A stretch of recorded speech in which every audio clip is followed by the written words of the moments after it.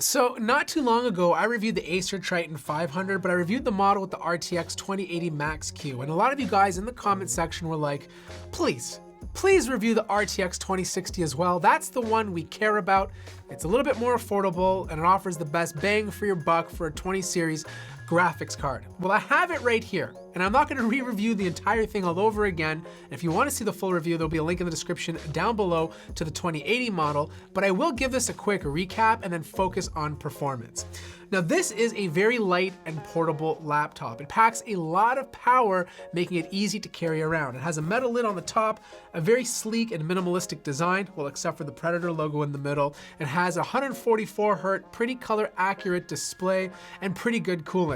The only drawbacks to this laptop is not the best battery life. The motherboard is flipped, which means it makes it tough to upgrade the RAM and the M2 SSD, and you don't get per key RGB if that's your sort of thing. Now, when it comes to performance, that's what I really want to talk about. This laptop completely shocked me. In fact, it's the fastest RTX 2060 gaming laptop that I've tested this year. Now, in all fairness, I haven't tested many, I've only tested 2 or 3, but it completely destroyed them and even beat out some other laptops that I tested with RTX 2070 MAXQ GPUs. So let's start off with synthetic benchmarks first. The RTX 2060 and the Triton 500 beats out the Legion Y740 by a few points. It completely dominates any RTX 2060 I've tested by over 1,000 points. That includes the Dell G5 and the Asus Strix GL504. In fact, it even beats out the Acer Predator Helios 500 with a full-size GTX 1070. Now, obviously, it's not quite up to snuff compared to the Blade 15, and it doesn't come anywhere close to the 2080 MAXQ.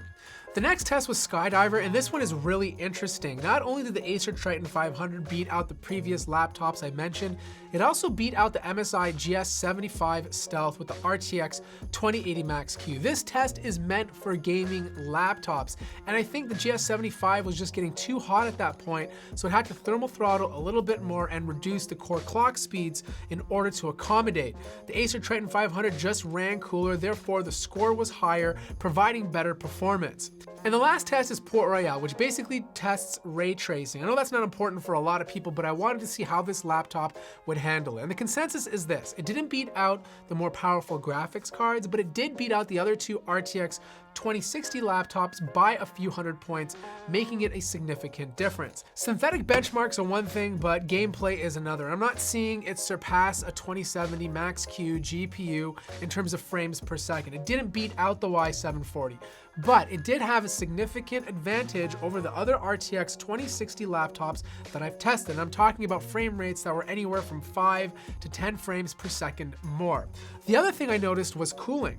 This laptop runs much cooler than the 2080 MAXQ counterpart, and that makes a lot more sense because the 2060 doesn't draw as much power. With that, when I was gaming, I didn't see my temperatures pass 80 to 85 degrees Celsius, whereas on the 2080, I was able to get it to go up to 90 degrees Celsius. Even the surface temperatures are fantastic, 43 degrees Celsius under its hottest point. The cooling, the gameplay, the performance is just much better on the 2060 version of this laptop. So that pretty much wraps up this little update on the 2060. I think it offers the best value for this lineup. I mean, you get better performance than most other 2060, it runs cooler than the 2080, and I don't think buying a 2070 is really worth it.